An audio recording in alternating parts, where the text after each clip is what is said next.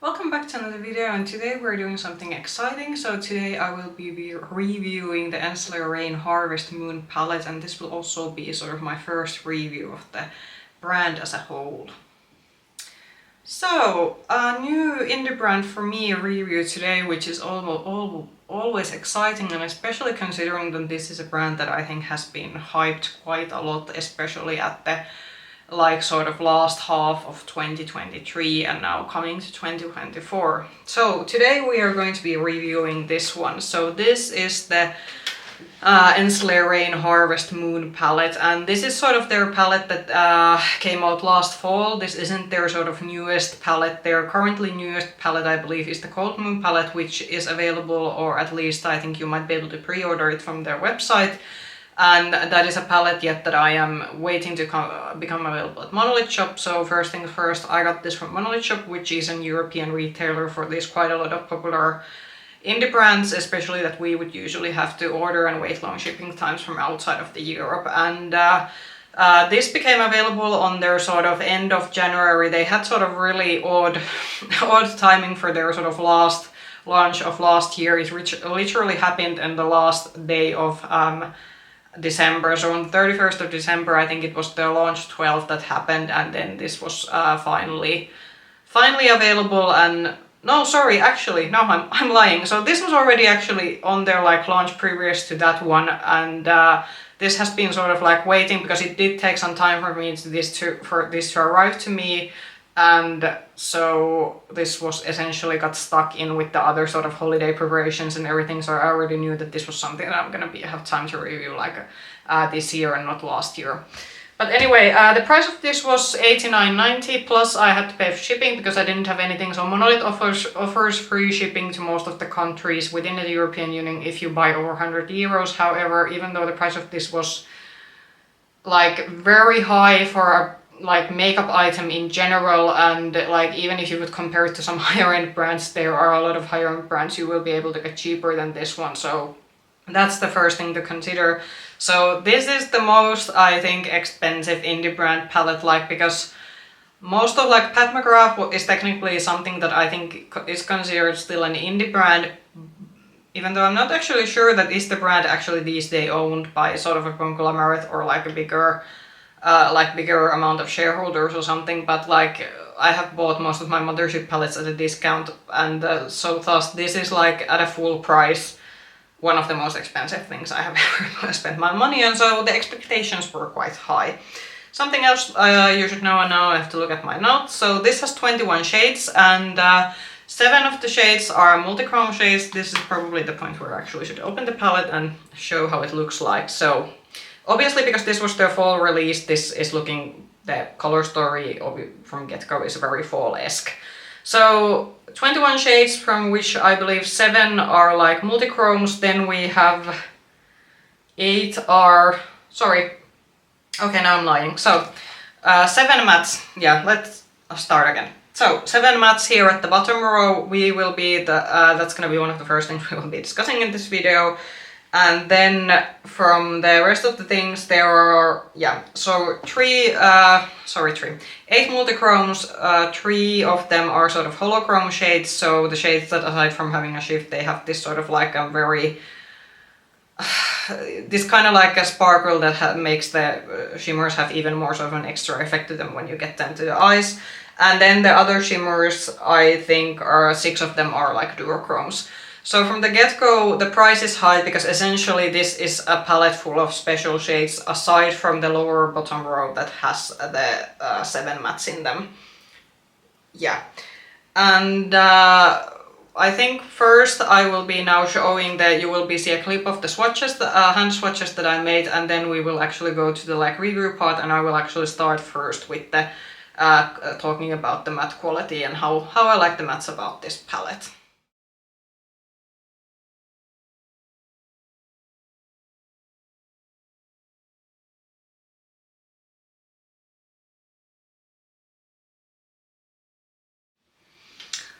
Something I forgot to mention before the swatches was also that the pans are magnetic in the palette, and that is also something that hikes up the price. So I'm a person who would prefer that if the pans are magnetic, then and if that brings your price up, then I would just skip that and make the pans like stick them with the glue, because I'm not a person who mixes my pans. That if I get a palette, then I want to like use them as a palette. I don't want to mix them up in a separate like C palette or something like that. However, I do know this is something that divides a lot of people. Some people want the magnetic pans, but if you sometimes wonder why some brands' eyeshadow palettes are expensive, well, making magnetic pans is something that does bring the price up.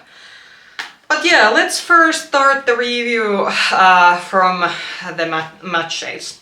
So this has 7 matte shades, so technically this should be a standalone palette. And so one thing that I did take into consideration already when I went out and started trying this out was that, okay, this is almost a €90 palette. So my expectations to all the shades at that point are that all the shades, they have to work. There shouldn't be like any issues at that price point, because that price is like, it is like a ridiculous amount of money to spend on a single like makeup product, period. Like with €89, there's a lot of food, there's quite a lot of like basic bills already that cover that sum, so that's something to consider when I sort of went into the quality, thinking, is the quality like really worth it? I do have to say, like in terms of the tones of the mattes, they are very like one-toned. So unfortunately, something that I will give this critique for is that even though they chose 7 mattes, and with 7 mattes you should be able to get quite a lot of looks done. However, the mattes are within the same color tone, meaning that in the end you don't get a lot of lightness with this one, but also like if you want really smoky and a lot of depth, you also don't get that with this one. And because the tones are quite similar, and I even say that some of the matte shades themselves, so for example these 2 browns and then the sort of 2 purple shades here, I would have liked that they would have put in some variation to them, and there would be some variation with the tones of the mattes. Because while all the looks that I have so far created with this one, I have been very impressed with them, and I do think the matte quality for an indie, particularly from an indie perspective, is like, it is very good. But there's just like a lack of variation in terms of tones here and with the colors, so you will get quite sort of like quite sort of dark leaning, but again not like really smoky ones, because this is like lacking like very dark browns and blacks. But they are sort of in the like darker sphere, so also you don't get like anything super light with this one. And I think that's like my biggest gripe with this one, is that technically this is a standalone palette, but I do feel that a lot of the looks do come out with the same, and that's more due to maybe the mattes that have been chosen rather than the shimmers. I do know that in the the fairy themed palette that came out after this, and especially the Cold Moon palette, which I am now still on the edge that will I get that one, because I do know that it's actually becoming available in actually both of the palettes that have come out after this one will be available at the next Monolith launch. And in the Cold Moon palette, that actually has 50-50 ratio of mattes and shimmers, which is something that I prefer.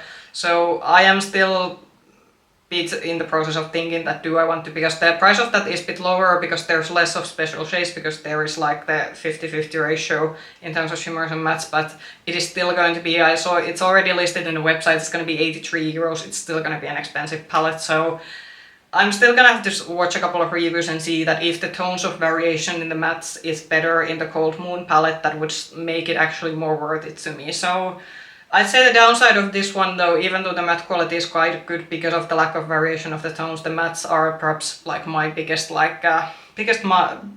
minus points about this particular palette. But the quality of them is quite good. You are able to build and blend them out. I didn't have any issues of the matte shades being patchy or anything like that. So they are like good quality mattes. It's just that we would need a bit more variation with them. Okay, then the main show, which is the shimmer shades of this one. So the shimmers are definitely the party of this palette, and first perhaps about generally that are these very unique shimmers if you have a lot of indie palettes. I will say that the couple of holochrome shades I can't remember from the top of my head which one of them are. I know that at least this middle one, the Hunter's Moon, this shade is at least holochrome, but there are 2 others, but I at the moment can't remember which of them were 2 others. And the shimmers are very impressive in this one. All of the shimmers, they have like the multichromes, the duochromes and the holochrome shades, they have a strong shift to them. it will definitely make people look into your eyes and ask what are you wearing, and they are very impactful. You aren't going to get any like subtle looks with this one. So all the looks, because like I said, the mattes are very sort of like mid-tone, quite these sort of strong colors, and combined with the quite strong, I'm actually gonna see if I can bend this, bend the cover, because my arm is getting a bit tired, so yeah. So because of the sort of combination of the matte shades chosen for this one, and because of the like shimmer tones in this one, all the looks are gonna be quite impactful, and you aren't getting anything subtle with this one. Something that I was initially a bit worried about was when I initially like swatched these out, was that some of the shimmers, they almost felt like they were a bit like there was just oil slick on top of them, and then I was like thinking, oh my god, is this gonna mean that these are gonna be a greasy mess? These will, if you have a very long day and if you don't use a glitter primer, these will create, some of them, not all the shimmers, but some of these shimmers, particularly I think the foilier ones like this one over here, the shades Weather, and a few of the other foilier shimmers, those will crease if you have a very long day. I think on a shorter day, if you're doing something like a very like light, like you aren't gonna go into like a run or heavy gym exercise, then these will last you even without a glitter primer. But if you want these to really like last long, then maybe use NYX or something else to make them like ensure that they will stay in place all day. Something that I will say that is quite unique with this one, and which might actually make this bit more worth its price, is that because even I think this more foilier mattes, I'm a person who likes to use fingers to apply my shimmers, but actually I have found that you can apply most of these shades even with a brush, and that is something that usually isn't possible with these very impactful indie shimmers. Usually to get the full impact you would have to like use a like finger with them, but with this one I think it's something to do with, like I said, because the formula did at some, for my fingers, did feel like this sort of so almost like oily smooth, so it might be the uniqueness of this formula that makes it also applicable with a brush. And I didn't even find it that I would have to wet my brush, that it just picked out with the denser like shimmer brush, like without anything adding to it. Regarding that, do I have something like this in my collection? We will be discussing that soon, but I think the shimmers like are something, they have a very unique, like I'd say they do have like a very unique formula at their hand, and especially the holochrome shades, and I do know that the Cold Moon palette and the fairy themed palette that I can't remember the name of it that came after this one, I do know that those also have had more of these holochrome shades, and I do think that might be the next indie shade thing, that now that we have gone to duochromes and multichromes, then next we're gonna see holochromes. And yeah, the shimmers also are like, I do think like that with the shimmers we did get a few lighter ones, so we got the holochrome, and then we had this sort of bright yellow, and even this sort of more brighter orangey one here, and even this bit more, it looks to me like green. I don't know how it's shifting on the camera. So unlike with the mattes, where my gripe was maybe that the mattes are very one-toned and there isn't a lot of variation, with the shimmers we do have some lighter shimmers and darker shimmers that you can use at least somehow to balance out your looks. But yeah, I think that's all I had to say about the shimmers, and now let's get to my sort of like final thoughts. And I actually do have a comparison palette which we will be discussing when I'm gonna make my conclusion that was this worth the 89-90 euros that I paid from this one. I'm gonna use the opportunity to rest my hand because I'm gonna discuss some of the final conclusions, and then I'm gonna show the sort of comparison palettes. So like I said already in the beginning, this is one of the most like expensive individual makeup items I have bought, and I have been like, I think, extra critical about it, and also because this brand has gotten a lot of hype with the influencers, and I obviously paid my own money with this one, so I do have to consider that I haven't also been gifted this in PR, which that doesn't alone make anyone dishonest. So I have been like, anyone who has reviewed the brand, I haven't gotten the feeling that they would have been like lying or trying to give it a better review than it is. But as someone who has paid the 89.90, and now that I'm considering that is it like worth it, I'd say that if you don't own a lot of indie shadows, and especially if you don't own a lot of special shades within these tones, and you really want something that you can also, and especially you're someone who wants to also use their brushes with not only with the mattes and shimmers, and you're okay with the knowing that the mattes, especially with the mattes in the Harvest Moon palette, you aren't going to get particularly a lot of versatility, then I would say that go and spend your money if you have that kind of money to spend. So you should never obviously spend any money to makeup that you can't afford. However, when I was trying this palette out, and I have now tried, I think more, there might be like 1 or 2 shades that I haven't tried, but I have tried, I think, except the one dark green matte, I have tried all the matte shades aside from one, and maybe like a few of the shimmers haven't been tried. But when I have been creating looks, I started getting the deja vu that I have something like this. And then I dug out this one. So this is the Adept Sumerian Sunset palette that came out earlier during, I think in the beginning of the fall. And I'm not gonna open this one if you haven't seen it before. And I have to say a lot of the, like, there are some shades, I'm gonna soon show them together. The Adept's issue was that even though it had like 5 mattes in them, these 2 lighter mattes, these don't, I believe no one has said that these work for them. But again, they have something bit similar, so that all the like the 3 other mattes in this one that do work, they are on the mid-tone realm of the realm, even though these are maybe a bit lighter than the Ensleigh Rain ones. But there is some like other things also, like they're quite comparable. And also with the shimmers, so this has a lot of these similar green and reddish shimmers. There's also like a bit of like a silver shade, like one of the holochromes. This doesn't exactly shift the same way as the holochrome, but again it's quite similar. And this doesn't go as dark perhaps as the Ensleigh Rain, but I'm gonna now show them just together so you will, if it's possible, this is actually gonna be interesting if I will be able to. So you can kind of see that while and I'm really sorry if my ring light is like washing these out, but we will try to manage. So they are like kind of from the same ballpark. They aren't like identical, but you most likely, if you have both of these, or if you have one of them and you have been thinking that should you buy the other, then I would actually like take your time and consider it, because I really did have like a deja vu experience when I started working with this more, and then I was like that, wait a second, I have something like this one.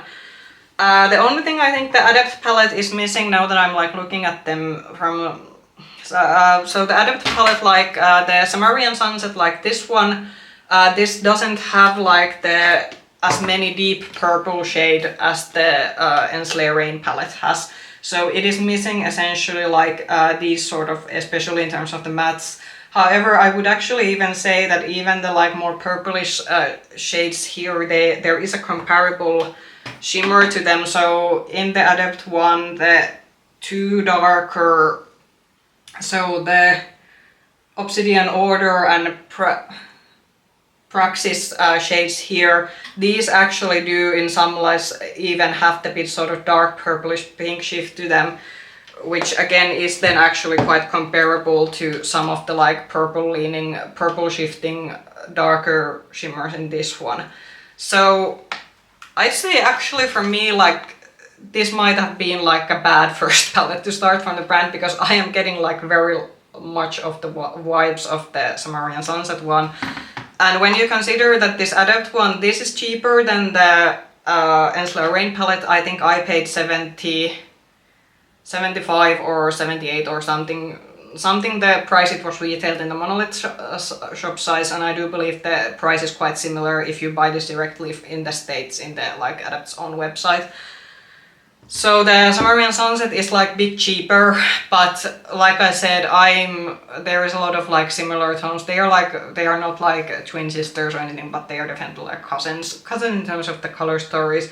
The Ensleigh Rain looks, because of the tones of mattes in them, you will get like darker looks than with the Sumerian Sunset, and with the Sumerian Sunset I have felt that I do have to pull out other palettes, especially for the mattes, but in terms of this shift to shimmers, I would, if you have either one and you're thinking about buying the other, then maybe watch quite a lot of reviews, because I do believe that especially on the eyes, a lot of the shades look quite similar. Obviously the Adept one doesn't have the holochromes, but then I would maybe consider that can you buy the holochromes on their own. But yeah, I think as a final conclusion from the Ensler Rain as a brand, like the quality is very high and there is something a bit extraordinary there, but I would really like make the consideration when getting my first palette from them, then look through your collections and actually see that do you have, like, make sure that the palette you choose from the brand is unique to your collection, because I wouldn't pay this kind of money from a palette that I feel that I have similar shades already in my collections. I will obviously be using the Harvest Moon palette, I will be still using the Samarian Sunset palette because I do own them both and I have paid like quite a big sums of money from them. But just like learning from my experience, be like bit like be a picky consumer. Be a picky consumer and spend, if you really want to invest this kind of money to your eyeshadow palettes, then choose palettes that offer something unique to your collection. Regarding getting another palette from them, like I said, I am now like considering do I want to get the Cold Moon palette, but probably what will happen is that I will get the Cold Moon palette because it is quite different from, with that one I can say that there is, well, I did get the Dreamer palette from like Dreamer palette recently, so I will have to start trying out the Dreamer palette from Unearthly Cosmetics that I got recently and see that if I'm happy with that one as my cool tone palette with a pop of pink. Because for me, what the Cold Moon palette has look like from a lot of the like swatches and reviews, it looks like a palette that's cool tone palette with pops of pinks and some like grays in it. But I will probably still get the Cold Moon one, but after that I will probably like maybe take a break from the brand and put my money on other brands, because I did mention, and I discussed this in one comment that I left on another YouTuber's video, was that the Ensler Rain palettes, they take such a huge portion from my makeup budget if I buy them, and there is also, still while the brand is very interesting, there is also other makeup that I still want to keep trying. So that is also another reason why I don't think this is a brand that I will be collecting everything from, because it's so expensive and it takes so much away from my budget, but it's a brand that I will be more picky in the future what palettes I want to get from them. But I hope this review was sort of useful for you. I hope that it will help you making decisions that if you want to invest into this particular brand. If you like this video, then push the like button, comment down below what have you been liking about this brand, or are you testing some other indie brands. If you want to get notifications from my other future videos, then push the ring the bell button, and obviously if you want to see more content from me, then remember to subscribe to my channel. I hope you're having a good day wherever you are. Bye bye!